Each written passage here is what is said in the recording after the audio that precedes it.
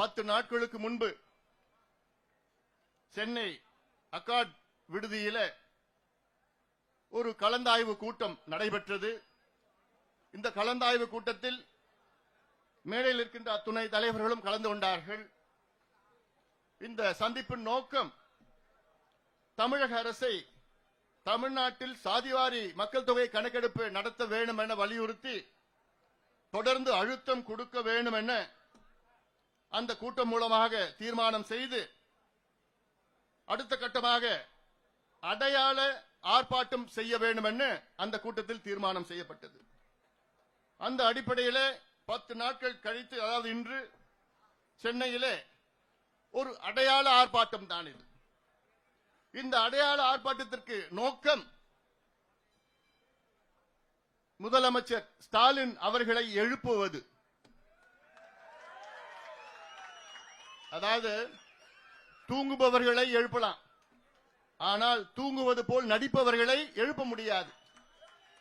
முதலமைச்சர் ஸ்டாலின் அவர்கள் இன்று தூங்குவது போல் நடித்துக் கொண்டிருக்கின்றார். அதை எழுப்புவதற்காக முதல் கட்டமாக இப்பொழுது அமைதியான முறையில் ஒரு அடையாள ஆர்ப்பாட்டம், அவ்வளவுதான். இந்த ஆர்ப்பாட்டத்தில் இங்கே இருக்கின்ற நம்முடைய சமூக நீதி கூட்டமைப்பு கட்சிகள் இயக்கங்கள் சார்பில் தலைவர்கள் மட்டுமல்ல, ஆயிரக்கணக்கான தொண்டர்கள் இங்கே கூடி முழக்கத்தை எழுப்பி ஸ்டாலின் அவர்களை தட்டி எழுப்ப ஒரு முயற்சி இன்று நடைபெற்றுக் கொண்டிருக்கிறது. இதன் பிறகும் முதலமைச்சர் ஸ்டாலின் அவர்கள் எழவில்லை என்றால் பிறகு அடுத்த கட்டம் தமிழ்நாடு முழுவதும் தொடர் போராட்டங்களை நடத்துவோம். அது தயங்க மாட்டோம். எங்களுக்கு வேண்டியது சமூக நீதி, எங்களுக்கு வேண்டியது எங்கள் உரிமைகள், எங்களுக்கு வேண்டியது நியாயம். ஒரு மாநிலம் வளர்ச்சி அடைய வேண்டும் என்றால் அதில் வெறும் Tidel park, IT park, mall, பெரிய பெரிய அடுக்குமாடி கட்டிடங்கள், பெரிய பெரிய புதிய விமான நிலையங்கள், பெரிய துறைமுகங்கள், பெரிய ரயில் நிலையங்கள், பெரிய நெடுஞ்சாலைகள் எல்லாம் கட்டினா போதாது. இதற்கு உள்ள வாழ்ந்து கொண்டிருக்கின்ற மக்கள் முன்னேற வேண்டும். அதுதான் உண்மையான வளர்ச்சி. நீங்க பெருசா பில்டிங் கட்டினா போதாது, அது வளர்ச்சி கிடையாது. அதற்கு இடையில முன்னேறாமல் இருக்கின்ற மக்கள் முன்னேற வேண்டும், முன்னேற்றம் அடைய வேண்டும். அதுதான் உண்மையான சமூக நீதி. சமூக நீதி என்றால் சமூகத்தில் அடக்கப்பட்டு, ஒடுக்கப்பட்டு, வஞ்சிக்கப்பட்டு, அடிமையாக்கப்பட்டு இந்த மக்கள் முன்னேற வேண்டும். முன்னேறிய சமூகத்திற்கு நிகராக பின்தங்கி இருக்கின்ற இந்த மக்கள் எல்லாம் முன்னேற வேண்டும். இதுதான் சமூக நீதி. இதை அடைய வேண்டும் என்றால் முதலில் உங்களுக்கு கணக்கு இருக்கணும், தரவுகள் இருக்கணும். எந்தெந்த மக்கள் இந்த நிலையில் இருக்கின்றார்கள், எந்தெந்த மக்கள் முன்னேறாமல் இருக்கின்றார்கள், எந்தெந்த மக்கள் முன்னேறி இருக்கின்றார்கள், அந்த கணக்கு உங்களிடம் இருந்தால்தான் இந்த மக்களை நீங்கள் முன்னேற்ற முடியும், சமூக நீதி அடைய முடியும். இந்த கணக்கு இல்லாமல் எப்படி இந்த திட்டங்கள் உங்களுக்கு கொடுக்க முடியும்? ஒரு நல்ல அரசு என்ன செய்ய வேண்டும் என்றால், சமூக நீதி மீது அக்கறை உள்ள அரசு ஆட்சிக்கு வந்து அடுத்த நாள் என்ன செஞ்சிருக்கணும்? நான் முதலமைச்சர் ஆயிட்டேன், தமிழ்நாட்டில் எந்த மக்கள் எந்த நிலையில் இருக்கிறாங்கன்னு எனக்கு தெரியணும். அப்பொழுதுதான் இந்த மக்களுக்கு தனிப்பட்ட முறையில், ஒட்டுமொத்தமா கிடையாது, ஒட்டுமொத்தமா இடஒதுக்கீடு கொடுத்தா போதாது. தனிப்பட்ட பிரிவில் ஒரு உதாரணம், சலவை தொழிலாளர்கள் தமிழ்நாட்டில் இருக்கிறாங்க. நம்ம துணியெல்லாம் அவங்க தான் செலவு பண்ணி நமக்கு கொடுக்கறாங்க. எவ்வளவு பெரிய ஒரு உழைப்பு அது. அவங்க இல்லைன்னா நம்ம எல்லாம் எப்படி இருப்போம்? சும்மா இருப்போம், ஒண்ணுமே இல்லாம. அவர்கள் எத்தனை பேர் இருக்கிறாங்க தமிழ்நாட்டில்? என்ன நிலையில இருக்கிறாங்க? அவங்க பிள்ளைங்க படிச்சிருக்கிறாங்களா? அந்த சமுதாயத்தில் எத்தனை பேர் வேலைக்கு போயிருக்கிறாங்க? அரசு வேலையா, தனியார் வேலையா? அந்த சமுதாயத்தில் எத்தனை பேர் அரசு வேலையில இல்ல உயர் அதிகாரிகள் எத்தனை பேர் ஐஏஎஸ் படிச்சிருக்கிறாங்க, ஐபிஎஸ்ல இருக்கிறாங்களா, ஐஆர்எஸ்ல இருக்கிறாங்களா? அவங்களுக்கு வீடு இருக்குதா, வீட்டுல பாத்ரூம் இருக்குதா, கரண்ட் இருக்குதா? இதெல்லாம் தெரிஞ்சாதானே சலவை தொழிலாளர்களுக்கு அவங்க தனிப்பட்ட ஒரு திட்டத்தை வகுக்க முடியும். அவங்களுக்கு இடஒதுக்கீடு அல்லது சமூக நலத்திட்டம் அல்லது அவங்க வீடு கட்டி கொடுக்கிறது, இப்படியெல்லாம் முன்னேற்ற வேண்டும். அடுத்தது பார்த்தா இப்ப சொன்னாங்க மலை குறவர்கள், குறவர் சமுதாயம், மலை குறவர்கள் அவங்க எங்க இருக்கிறாங்க? எத்தனை பேர் இருக்காங்க? எத்தனையோ பேர் இருக்காங்க. எப்படி இருக்கிறாங்க தெரியுமா? தெரியாது. தெரிஞ்சுக்கணும். தெரிஞ்சாதானே இப்படிப்பட்ட சமுதாயங்கள் எல்லாம் முன்னுக்கு கொண்டு வர வேண்டும் என்றால் அவர்களுடைய நிலையை கண்டறிய வேண்டும். அதுதான் அடிப்படை அறிவு, பேசிக், அதுதான் அடித்தளம். இதை தெரிஞ்சுக்காம நீங்க என்ன கணக்கு நீங்க எடுப்பீங்க, எந்த நீங்க திட்டம் கொடுப்பீங்க, எந்த யார் யாருக்கு எந்தெந்த இடஒதுக்கீடு வகுப்பு கொடுத்துப்பீங்க? தான் எங்களுடைய ஐயாவுடைய நோக்கம். ஐயா தான் இந்த ஆர்ப்பாட்டத்தை நடத்த சொன்னார். எங்களுடைய மருத்துவர் ஐயா அவர்கள் 45 ஆண்டு காலம் கணக்கெடுப்பு நடத்துங்க நடத்துங்க நடத்துங்கன்னு ஒரு மனுஷன் நினைச்சு பாருங்க. 45 வருஷமா தமிழ்நாட்டில் கணக்கெடுப்பு நடத்தி அதற்கு சமூக நீதி வழங்க வேண்டும் என்று போராடி கொண்டிருக்கின்ற எங்களுடைய மருத்துவர் ஐயா இன்னைக்கு 86 வயசு அவருக்கு. ஆனாலும் அந்த எண்ணம் நிறைவேறவில்லையே. என்ன காரணம்? ஆட்சி செய்தவர்கள் எல்லாம் அவரோட நோக்கம் என்ன? இது கணக்கெடுப்பு நடத்தினா உடனே அவங்க அரசியல் கணக்கு பார்க்கிறாங்க. அரசியல் கணக்குக்காக நாங்க இங்க வரல. எங்களுக்குள்ள பல கட்சிகள், பல இயக்கங்கள், எங்களுக்குள்ள பல கொள்கைகள் இருக்கிறது, பல கோட்பாடுகள் இருக்கிறது, பல செயல் திட்டங்கள் இருக்கிறது. ஆனால் ஒரே அடித்தளம் சமூக நீதி பெற வேண்டும், தமிழகம் முன்னேற வேண்டும் என்ற நோக்கத்திலே தான் நாங்கள் எல்லோரும் ஒன்று கூடி இருக்கின்றோம். இந்த மேடையில் இருக்கின்றவர்கள் மட்டும் கிடையாது. இன்று வராதவர்கள் எத்தனையோ பேர் ஆதரவு கொடுத்தார்கள். ஆனால் அவங்க எல்லாம் வந்தாங்கன்னா கூட நிறைய பேர் நாங்களும் வரணும்னு கேட்டாங்க. இன்னைக்கு வேண்டாங்க, இன்னைக்கு நிறைய வந்துருச்சு, மேடையில இடம் கிடையாது, நிறைய பேர் பேசணும்னு இன்னைக்கு வேண்டாம். எவ்வளவு பேர் ஆர்வமா வந்துட்டு இருக்கிறாங்க. எல்லாருக்கும் என்ன நோக்கம்? நாங்களும் முன்னேற வேண்டும், எங்களுக்கு முன்னேற்றம் வேண்டும். எவ்வளவு காலமா 78 ஆண்டுகள் ஆகிறது விடுதலை அடைந்து. இன்னும் 78 ஆண்டுகளும் நாங்க முன்னேறலையே, எங்களுக்கு படிப்பு இல்லையே, வேலை இல்லையே அப்படின்னு கதறிக்கொண்டிருக்கின்ற தமிழ் சமுதாயம். ஆக ஒரு நல்ல முதலமைச்சர் என்ன செஞ்சிருக்கணும்? வந்தவுடன் எந்தெந்த சமுதாயம் எந்தெந்த நிலையில் இருக்கிறது பீகாரில் நடத்தினார்கள். நிதிஷ்குமார் அவர்கள் எனக்கு முன்பு பேசியவர் சொன்னார், நிதிஷ்குமார் அவர்கள் கூர்மி சமுதாயத்தை சேர்ந்தவர்கள், ஒரு மைனாரிட்டி தான் அந்த ஊர்ல. ஆனால் அப்படிப்பட்டவர் பீகாரிலே எந்தெந்த சமுதாயம் எந்த நிலையில் இருக்கிறது என்று தெரிந்து கொள்ள அங்கே சமூக நீதி நிலைநாட்ட அங்கே ஜாதிவாரி கணக்கெடுப்பு நடத்தினார்கள். ஜாதிவாரி கணக்கெடுப்புனா முதலமைச்சர் ஸ்டாலின் அவர்கள் இதை புரிந்து கொள்ள வேண்டும். நான் உங்ககிட்ட நாங்க சென்சஸ் கேட்கல, நாங்க உங்ககிட்ட கேட்கறது சர்வே கேட்டோம். சர்வே சென்சஸ் என்பது மத்திய அரசு தான் எடுக்க வேண்டும். 10 ஆண்டுகளுக்கு ஒரு முறை மக்கள் தொகை கணக்கெடுப்பு நடத்துவார்கள் மத்திய அரசு. அது 10 ஆண்டு ஒரு முறை நடத்தி கொண்டிருப்பதனால் ஆனால் சமீபத்தில் கரோனாவால் நடத்த முடியவில்லை. கடைசியாக எடுத்தது 2011 எடுத்தார்கள். அது சென்சஸ். நாங்கள் உங்களிடம் கேட்பது சர்வே எடுங்கள். சென்சஸ் எடுத்தால், ஆனால் அந்த சென்சஸ்லயும் நாங்கள் தொடர்ந்து வலியுறுத்திட்டு வரோம். மத்திய அரசையும் நாங்கள் பல முறை வலியுறுத்திட்டு வந்திருக்கோம். என்கிட்ட ஒரு பட்டியல் இருக்கு, 2 பக்கம் இருக்கு. யார்கிட்ட எப்போ எந்த நாள்ல எந்த தேதியில போராட்டம் கடிதம் நேரடியா பார்த்து வலியுறுத்தினது இவ்வளவு பெரிய பட்டியல் வச்சிருக்கிறோம். நாங்க பண்ணது எதுக்கு? கணக்கெடுப்பு மத்தியிலும் சரி மாநிலத்திலும் எடுக்கணும்னு சொல்லிட்டு. மத்தியில கணக்கெடுப்பு நடத்தினாங்கன்னா அது வெறும் தலை கணக்கெடுப்பு தான் வரும். அதுல ரொம்ப பிரயோஜனப்படாது. தலை எண்ணிக்கை தான் நமக்கு தெரியும். தலை எண்ணிக்கை தெரிஞ்சு ஒன்னும் ஆக போறது கிடையாது. ஆனால் நமக்கு வேண்டியது மைக்ரோ லெவல் டேட்டா. இந்த மைக்ரோ லெவல் டேட்டா தான் சர்வே எடுத்தாதான் நடக்கணும். மாநில அரசு நடத்தாதான் எடுக்க முடியும். மத்திய அரசு சென்சஸ் கணக்குல மக்கள் தொகை கணக்கெடுப்புல இன்னொரு காலம் சேர்க்கணும், அவ்வளவுதான். அதுல இருந்து என்ன கம்யூனிட்டி, என்ன ஓபிசியா எம்பிசியா, அவ்வளவுதான். ஆனா அது அது தலை கணக்கெடுப்பு தான் வரும் தவிர அங்க திட்டம் தரவுகள் வராது அதுல. அதனாலதான் நாங்க கேட்கறது, தமிழக அரசு 2008 இந்தியன் ஸ்டாட்டிஸ்டிக்கல் ஆக்ட் அதன்படி சர்வே எடுங்க. அந்த சர்வே நீங்க எடுத்தீங்கன்னா, அதுதான் தெலுங்கானா மாநிலத்தில் எடுத்தாங்க, பீகாரில் அந்த சர்வே எடுத்தார்கள். இந்த சர்வே தெலுங்கானாவிலேயோ பீகாரிலேயோ அங்க இருக்கின்ற நீதிமன்றங்கள் தடை செய்யவில்லை, உச்ச நீதிமன்றமும் தடை செய்யவில்லை. ஏன்னா சட்டத்தின் விதிகளுக்கு உட்பட்டுதான் இந்த சர்வே எடுத்திருக்கின்றார்கள். இந்தியன் ஸ்டாட்டிஸ்டிக்கல் ஆக்ட் 2008 2008 நாடாளுமன்றத்தில் சட்டம் ஒன்று நிறைவேற்றப்பட்டது. அந்த சட்டத்தின் கீழ் மாநில அரசு கணக்கெடுப்பு நடத்தலாம், மத்திய அரசு கணக்கெடுப்பு நடத்தலாம், உள்ளாட்சி மன்றங்கள் கணக்கெடுப்பு நடத்தலாம். உள்ளாட்சி மன்றங்கள் பஞ்சாயத்து தலைவர் அவங்க பஞ்சாயத்துல ஒரு கணக்கெடுப்பு நடத்தலாம். என்னன்னு, என் பஞ்சாயத்துக்குள்ள எத்தனை வீடு இருக்கு, இந்த வீட்டுல எத்தனை சமுதாயம் இருக்கிறாங்க, அந்தந்த சமுதாயம் எத்தனை பேர் முன்னேறி இருக்கிறாங்க, அரசு வேலையா இல்ல தனியார் வேலையா, எத்தனை பேர் படிச்சிருக்கிறாங்க, எத்தனை பேருக்கு பாத்ரூம் இருக்குது, எத்தனை பேர் கரண்ட் இருக்கு, குடிசை வீடா கல்லு வீடா, எவ்வளவு பெரிய வீடு, நிலம் இருக்குதா, படிப்பு, எதை எல்லாமே கணக்கெடுப்பு நடத்துறதுக்கு யாருக்கு அதிகாரம் இருக்கு? பஞ்சாயத்து தலைவருக்கு கூட அதிகாரம் இருக்கிறது. ஆனால் நம்முடைய முதலமைச்சர் ஸ்டாலின் அவர்கள் எங்களுக்கு அதிகாரம் இல்லைங்க அப்படின்னு சொல்ற ஒரு முதலமைச்சர் நீங்க பாத்திருக்கீங்களா? அவன் சிரிக்க ஆரம்பிச்சுட்டான். இப்போ தெலுங்கானாவில் அவங்க கூட்டணி கட்சி, தெலுங்கானாவில் கூட்டணி ஆட்சி பண்ணிட்டு இருக்காங்க காங்கிரஸ் கட்சி. அங்க ஒரு மாதத்துல நடத்தினாங்க. தெலுங்கானாவோட மக்கள் தொகை 3.25 கோடி.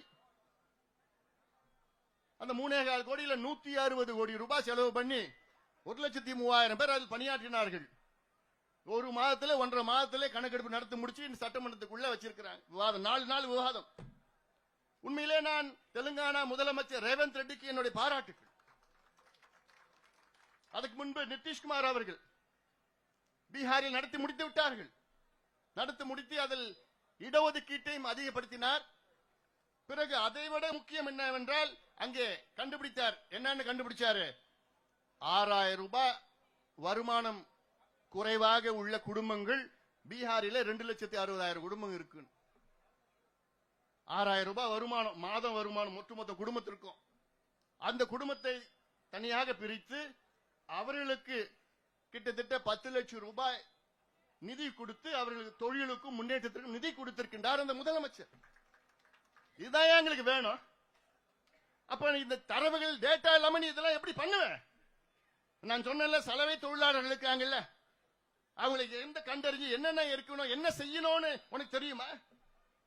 கணக்கெடுப்பு நடத்தினா தெரியும் உனக்கு எந்த நிலையில் இருக்கிறாங்கன்னு, என்ன செய்யணும்னு.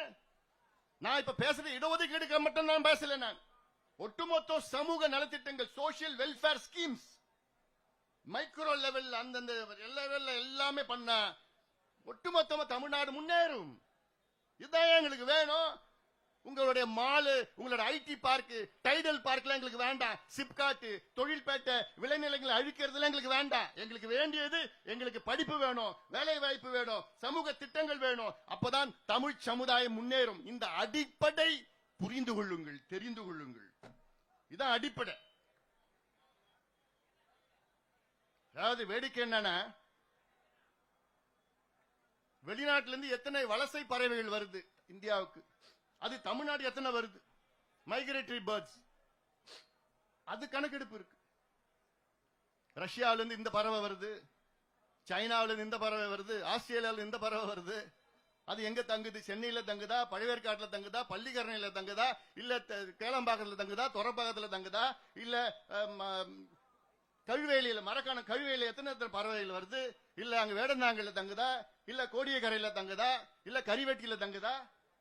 இதுல எத்தனை பறவை, என்னென்ன பிளமிங்கோஸ் எவ்வளவு, எத்தனை பெலிகான் எவ்வளவு வருது, எல்லோ ஸ்ட்ரோக்ட் பில் எவ்வளவு வருது, ஹெரான் எவ்வளவு வருது, எல்லாமே கணக்கெடுப்பு இருக்கு. அது எடுக்க முடியுது ஒண்ணுங்களால. ஏன்? தெருவில் மேற எத்தனை நாய்ங்க, அவ்வளவு எத்தனை நாய்ங்க எந்தெந்த தெருவில் இருக்குன்னு கணக்கெடுப்பு தெரியுது உங்களுக்கு? அது ஆண் நாயா பெண் நாயா, அது கடுத்தடை ஆபரேஷன் பண்ணிருக்காங்க இல்லையா? அதெல்லாம் கணக்கெடுப்பு இருக்கு வச்சிருக்கீங்களா நீங்க? ஏன் தெருவில் எத்தனை மாடு மேயுதுன்னு அந்த கணக்கெடுப்பு எல்லாம் வச்சிருக்கீங்களா நீங்க? ஏன் நீங்க சமீபத்தில் ஒரு நல்ல திட்டம் தான். ஏன்னா பெண்களுக்கு பேருந்துல இலவச பஸ் பாஸ், இது நாங்க சொன்னதுதான், எப்பயோ சொன்னோம். அது நிறைவேற்றிருக்கீங்க, அது பாராட்டுறோம். ஆனா அதுக்கு முன்பு என்ன நீங்க பண்ணீங்க? எத்தனை பெண்கள் அந்த பஸ்ஸை பயன்படுத்துவாங்க, எத்தனை பெண்களுக்கு தேவைப்படுது, எத்தனை பெண்களுக்கு தேவைப்படாது, அந்த கணக்கெடுப்பு நடத்துவீங்களா இல்லையா? ஏன் பெண்களுக்கு இப்ப 1000 ரூபாய் கொடுத்தீங்களே, வரல, அது வராது. அந்த 1000 ரூபாயில மொத்தமா எத்தனை பெண்களுக்கு இன்னைக்கு முதல்ல அதுல ஒரு 2 கோடியே 10 லட்சம் பெண்களுக்கு கொடுக்க போறோம்னு சொன்னீங்க. அதுக்கப்புறம் அதுல 1 கோடியே 25 லட்சம் தான் வரும்னு சொன்னீங்க. அப்ப எந்த கணக்கெடுப்பு நடிகையில இதெல்லாம் செஞ்சீங்க நீங்க? அப்போ இவ்வளோ கணக்கெடுப்பு நடத்துகின்ற தமிழக அரசு இந்த பிள்ளைகள், அடக்கப்பட்ட, ஒடுக்கப்பட்ட, வஞ்சிக்கப்பட்ட, அடிமையாக்கப்பட்ட பிள்ளைகள் எல்லாம் படிப்பதற்கு, அவர்கள் முன்னேறுவதற்கு, வேலை செய்வதற்கு ஒரு கணக்கெடுப்பு நடத்துவதற்கு உங்களுக்கு மனசாட்சி இல்லையா? சட்டம் இருக்கிறது, நியாயம் இருக்கிறது, எல்லாம் இருக்குது, அதிகாரம் இருக்கிறது, நிதி இருக்கிறது, ஆள் இருக்கின்றார்கள், எல்லாம் இருந்தோம். மனசுதான் கிடையாது. ஸ்டாலின் அவர்களுக்கு மனசுதான் கிடையாது.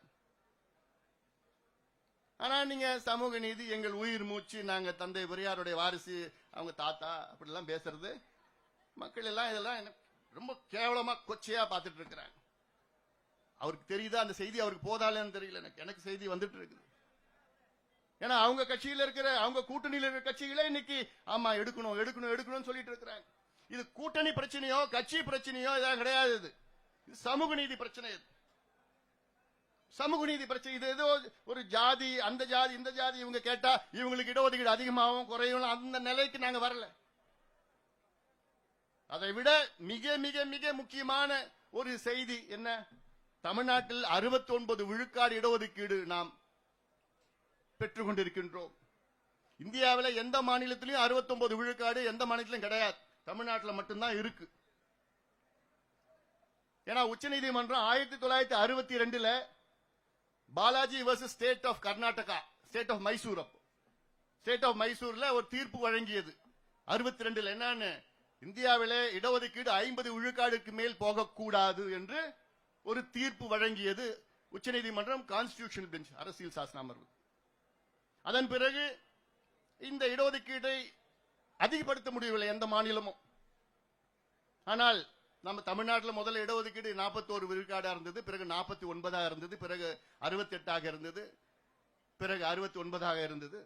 இந்த 69 விழுக்காடு இடஒதுக்கீடு பிரச்சனை வந்தவுடன், அதாவது இந்திரா சாணி கேஸ் 92 வந்த நேரத்தில் இந்த தமிழ்நாட்டில் மட்டும் ஏன் இருக்கிறது என்று ஒரு கேள்வி கேட்டார்கள், வழக்கு போட்டார்கள்.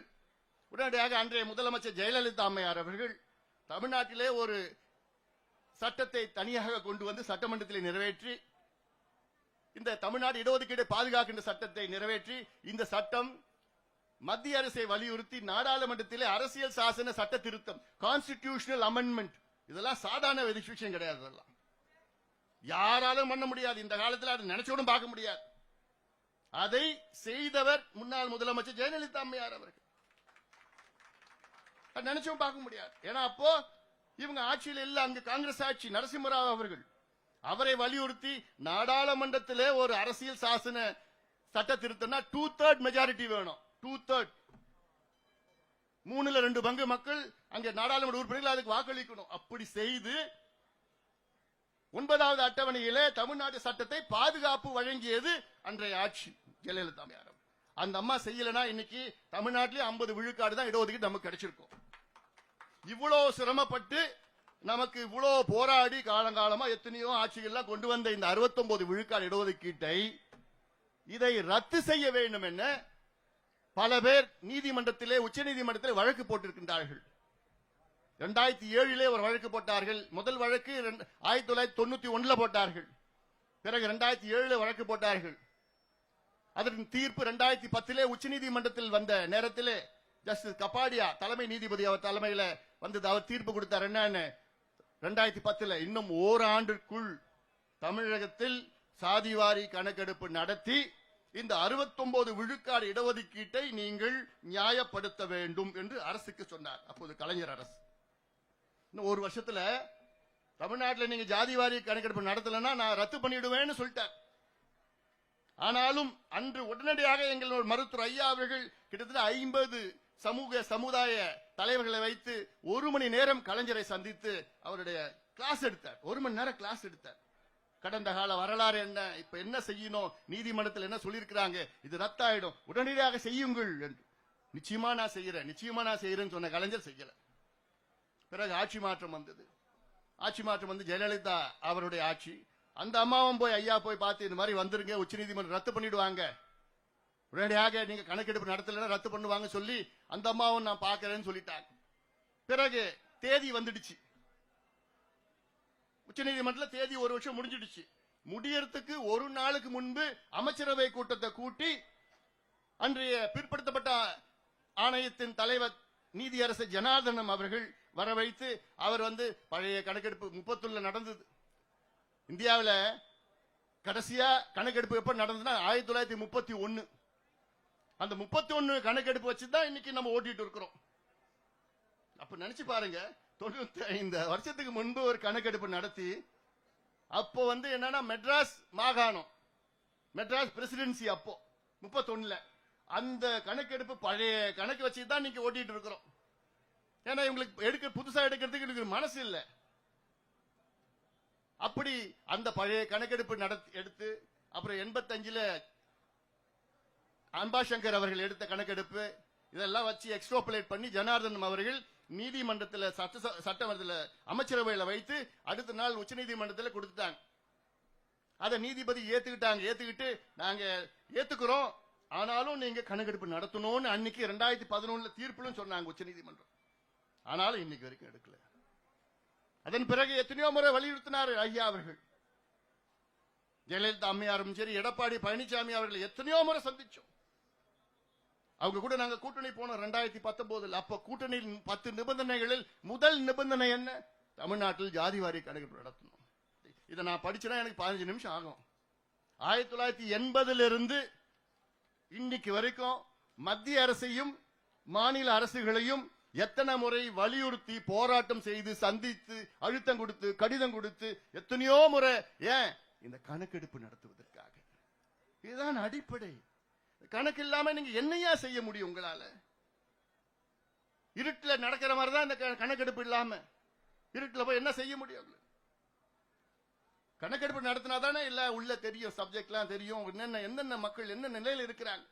ஐயாவுடைய நோக்கம், எங்களுடைய மருத்துவர் ஐயாவுடைய நோக்கம் என்ன? தமிழ்நாடு முழுவதும் கணக்கெடுப்பு நடத்தி இந்த இடஒதுக்கீடை 100 விழுக்காடு இடஒதுக்கீடுக்காக அனைத்து சமுதாயங்களுக்கும் இது சேர வேண்டும். அவருடைய மக்கள் தொகை ஒரு பக்கம், அடுத்த பக்கம் அவருடைய கல்வி சமூக பின்தங்கிய நிலை, எஜுகேஷன் சோஷியலி பேக்வர்ட்னஸ் ஒரு பக்கம், பாப்புலேஷன் ஒரு பக்கம், ரெண்டு எக்ஸ்ட்ராபுலேட் பண்ணி எத்தனை சமுதாயங்கள் இருக்கிறதோ அத்தனை சமுதாயங்களுக்கும் தனித்தனியாக கொடுக்க வேண்டும். இட பங்கீடு அது பேர். 100 மாம்பழம் இருக்கா, 100 மாம்பழத்தை பிரிச்சு கொடுத்துருங்க யாருக்கு தேவைப்படுகிறதோ. அதுதான் உண்மையான சமூக நீதி. அது இதைத்தான் எங்களுடைய மருத்துவர் ஐயா அவர்கள் தொடர்ந்து கோரிக்கை வைத்திருக்கின்றார்கள். வன்னியர்களுக்காக மட்டும் கிடையாது. ஒன்று 69 விழுக்காடு இடஒதுக்கீட்டை பாதுகாக்க வேண்டும். அந்த வழக்கு இப்ப சமீப உச்சநீதிமன்றத்தில் நிலுவையில் இருக்கு. 2016 ஒருத்தன் கேஸ் போட்டான், 2021 இன்னொருத்தன் கேஸ் போட்டான். 21 கேஸ் போட்டதுக்கு பிறகு அதன் பிறகு அன்றைய முதலமைச்சர் எடப்பாடி பழனிசாமி என்ன பண்ணாரு? இந்த வழக்கு இருக்கு, அந்த வழக்குக்காக நீதியரசர் குலசேகரன் கமிட்டியை போட்டார். எதுக்கு? 69 விழுக்காடு இடஒதுக்கீடை பாதுகாக்க தமிழ்நாட்டில் சாதிவாரி மக்கள் தொகை கணக்கெடுப்பு நடத்த வேண்டும் என்று 2021 அந்த ஆணையத்தை நிறுவினார் முன்னாள் முதலமைச்சர் அவர்கள். திமுக ஆட்சிக்கு வந்தவுடன் என்ன பண்ணிட்டாங்க? அதை மூடிட்டாங்க. மூடறதே உங்களுக்கு வேலை. 3வது முறை ஜாதிவாரி கணக்கெடுப்பு நடத்த 3 முறை அதை நிறுத்தியது திமுக அரசு. தொடர்ந்து அது வேணாம், அது உள்ள போனோம்னா வேற வரலாறு, அது ரொம்ப நேரம் பேச வேண்டியதா இருக்கு. ஆனா இன்னைக்கு தேவை என்ன? நாங்க எல்லாம் ஒன்னா வந்திருக்கிறோம். நாங்க என்ன ஏதோ மேடையில் இருக்கிறவங்க மட்டும் கிடையாது, ஒட்டுமொத்த தமிழ் சமுதாயமும் எங்கள் பின்னால் இருக்கிறது, காத்துட்டு இருக்கிறாங்க. எங்களுக்கு சமூக நீதி வேணும்னு கேட்டுட்டு இருக்கிறோம். இந்த பட்ஜெட் எப்போ 14 தான் ஆரம்பிக்குது. அன்னைக்கே பட்ஜெட்டா? தமிழக முதலமைச்சர் அவர்களுக்கு ஒரு வேண்டுகோள். தமிழ்நாட்டினுடைய பட்ஜெட் கூட்டத்தொடர் வருகின்ற மார்ச் மாதம் 14ஆம் தேதி தொடங்க இருக்கிறது. இந்த கூட்டத்தொடரில் தமிழக அரசு தமிழ்நாட்டில் ஜாதிவாரி கணக்கெடுப்பு நாங்கள் நடத்துவோம் என்று அறிவிக்க வேண்டும். அறிவித்து அதை 1 மாதத்தில் நிறைவேற்ற வேண்டும். இது அவசியமானது, அவசரமானது. அப்படி இந்த கூட்டத்தொடரில் அறிவிக்கவில்லை என்றால் அதன் பிறகு நாங்கள் கூடி, எங்களுடைய கூட்டமைப்பு கூடி தமிழ்நாடு முழுவதும் தொடர் போராட்டங்களை நாங்கள் நடத்துவோம். தொடர் போராட்டங்கள். ஏதோ ஒரு போராட்டம் கிடையாது. தமிழ்நாடு முழுவதும் அந்தந்த பகுதியில் என்ன செல்வகுமார் ரெடியா?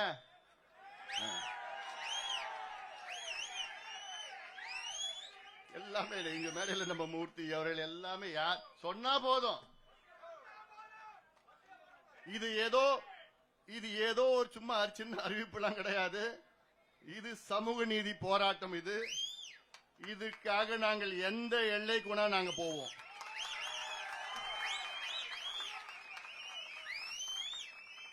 அதனால உடனடியாக தமிழக அரசு இதை அறிவிக்க வேண்டும். ஏனென்றால் தமிழ்நாட்டில் திமுகவை தவிர மற்ற அத்துணை கட்சிகளும் தமிழக அரசு ஜாதிவாரி கணக்கெடுப்பை நடத்தலாம் என்று அறிக்கை விட்டிருக்கின்றார்கள், கோரிக்கை விட்டிருக்கின்றார்கள். தமிழக அரசுக்கு அதிகாரம் இருக்கிறது என்றெல்லாம் கோரிக்கை வைத்திருக்கின்றார்கள்.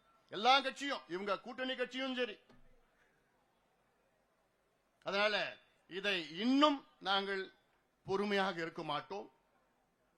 இது எங்களுடைய உரிமை பிரச்சனை. இந்த கணக்கெடுப்பு நடத்தினால்தான் தமிழக மக்கள் முன்னேறுவார்கள், தமிழகம் முன்னேறும். இதுதான் சாதாரண ஒரு பேசிக் ஃபார்முலா. இதுதான்.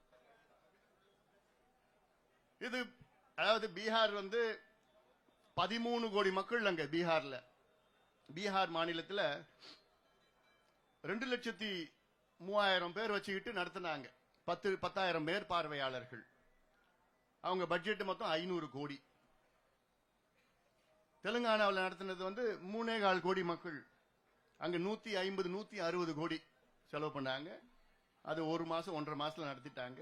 அதுல 1,02,000 பேர் அதுல பணியாற்றினார்கள். தமிழ்நாட்டில் வெறும் 7.25 கோடி 8 கோடி தான். பீகாரோட மிக குறைவான மக்கள் தொகை, ஆளுங்களா இருக்கிறாங்க, எல்லாம் இருக்குது. நிதியும் பிரச்சனை கிடையாது, நிதியும் இருக்குது. என்ன ஒரு 200-300 கோடி தான் ஆகும். அது அரசாங்கத்துக்கு அது பெரிய பணம் கிடையாது. இது நடத்திட்டு இது எல்லாமே கோரிக்கை வச்சிருக்கிறாங்க. ஆனா எனக்கு ஏத்துக்க முடியாது. என்ன தெரியுமா? முதலமைச்சர் சொல்றது எங்களுக்கு அதிகாரம் இல்ல. சட்டமன்றத்தில் ஒரு முதலமைச்சர் பொய் சொல்லி இருக்கிறது நீங்க பாத்திருக்கீங்களா? இதற்கு சட்டமன்றத்தில் முதலமைச்சர் 2 பொய்யே சொல்லியிருக்கிறார். இது இந்த சம்பந்தமா ஒரு பொய் என்ன சொல்லியிருக்கிறார்? சட்டமன்றத்துக்குள்ள தமிழக அரசுக்கு ஜாதிவாரி கணக்கெடுப்பு நடத்த அதிகாரம் கிடையாதுன்னு ஒரு பொய்யை சொல்லியிருக்கிறார். பிறகு எப்படி தெலுங்கானா எடுத்துனாங்க? பீகார் எப்படி நடத்தினாங்க? கர்நாடகா எப்படி நடத்தினாங்க? ஆந்திரா எப்படி நடத்துறாங்க? ஒடிசா எப்படி நடத்துறாங்க? ஜார்க்கண்ட் எப்படி நடத்துறாங்க? சத்தீஸ்கர் எப்படி நடத்துறாங்க? ராஜஸ்தான் எப்படி தொடக்கி நிற்கிறாங்க? இவ்வளோ மாநிலங்களுக்கு அதிகாரம் இருக்கு. ஆனா தமிழ்நாட்டுக்கு மட்டும் அதிகாரம் இல்லையா? ஏன்னா தமிழ்நாடு சைனாவில் இருக்குது. என்ன பண்ணிருக்கீங்க? ரெண்டாவது போய் என்ன சொல்றாரு தெரியுமா? சமீபத்தில் நடந்த கூட்டத்தொடரில் போய் ஒன்னு சொல்றார். என்னன்னு, பீகார்ல ஜாதிவாரி கணக்கெடுப்பு நடத்தி அதை பீகாருடைய உயர்நீதிமன்றம் தடை செய்திருக்கிறது என்று ஒரு பொய்ய முதலமைச்சர் சட்டமன்றத்திற்குள் சொல்லியிருக்கின்றார். எவ்வளவு ஒரு மோசம் அது! இந்தியாவில் எந்த மாநிலத்திலும் எந்த நீதிமன்றமும் ஜாதிவாரி கணக்கெடுப்பை தடை செய்யல, பீகார் உட்பட. பீகார் உயர்நீதிமன்றம் பீகாரில் எடுத்த ஜாதிவாரி கணக்கெடுப்பை தடை செய்யல. ஜாதிவாரி கணக்கெடுப்பை வைத்து அங்கே இடஒதுக்கீடை உயர்த்திருக்கின்றார்கள். அதை தடை செய்திருக்கிறது, ஸ்டே கொடுத்திருக்கிறது. என்னன்னா அவங்களுடைய கணக்கு என்னன்னா அதை சரியான முறையிலே நீங்கள் நியாயப்படுத்தலன்னு தான், வேற எதுவும் கிடையாது. ஆனால் ஜாதிவாரி கணக்கெடுப்பை தடை செய்யல. பீகார்ல ஜாதிவாரி கணக்கெடுப்பு நடத்தி அதில் நல திட்டங்கள் வழங்கியிருக்கின்றார் முதலமைச்சர் நிதிஷ்குமார் அவர்கள். அந்த திட்டத்தை யாரும் அங்கே நீதிமன்றம் தடை செய்யல. எவ்வளவோ திட்டங்கள் கொடுத்திருக்கிறாங்க, சோசியல் வெல்ஃபேர் ஸ்கீம்ஸ் கொடுத்திருக்கிறாங்க. எதையுமே தடை பண்ணல. அங்க உயர் நீதிமன்றமும் சரி, டெல்லியில் இருக்கிற உச்ச நீதிமன்றமும் தடை பண்ணல. தடை பண்ண முடியாது. ஏன்னா சட்டம் இருக்கு, சட்டம் இருக்கிறது. அந்த சட்டத்தின் கீழ் தான் சர்வே பண்றோம், சர்வே செய்யறோம். சர்வே பண்ணுங்க சொல்றோம். முதலமைச்சருக்கு தெரியுது சென்சஸ்னா என்ன, முதலமைச்சருக்கு நல்லா தெரியுது. சர்வேனா ரெண்டுமே தெரியுது. ஆனா இவரு நம்ம கிட்ட பொய் சொல்லிக்கிட்டு எங்களுக்கு அதிகாரம் இல்லை அதிகாரம் இல்லை அதிகாரம் இல்லைன்னு சொல்லிட்டு பொய் சொல்லிட்டு இருக்கிற முதலமைச்சர் ஸ்டாலின் அவர்களே, பொய் சொல்வதை நிறுத்திக் கொள்ளுங்கள். உங்களுக்கு எல்லா அதிகாரமும் இருக்கிறது. உங்கள் தந்தை கூட இப்படி சொன்னது கிடையாது. ஐயா அவர்கள் கலைஞரை 10 முறை பார்த்திருக்கிறார். கலைஞர் அவர்கள் நான் செய்யறேன் தான் சொன்னார் தவிர எங்களுக்கு அதிகாரம் இல்லைன்னு நான் சொல்லல. ஜெயலலிதா அம்மையாரும் சரி எங்களுக்கு அதிகாரம் இல்லைன்னு நான் சொல்லல. எடப்பாடி பழனிசாமி அவர்களும் சரி எங்களுக்கு அதிகாரம் இல்லைன்னு நான் சொல்லல. எம்ஜிஆர் அவர்களை சந்தித்த போது எங்களுக்கு அதிகாரம் இல்லைன்னு நான் சொல்லல. நாங்க செய்கிறோம் தான் சொன்னாங்க தவிர எங்களுக்கு அதிகாரம் இல்லைன்னு எந்த முதலமைச்சரும் சொல்லல.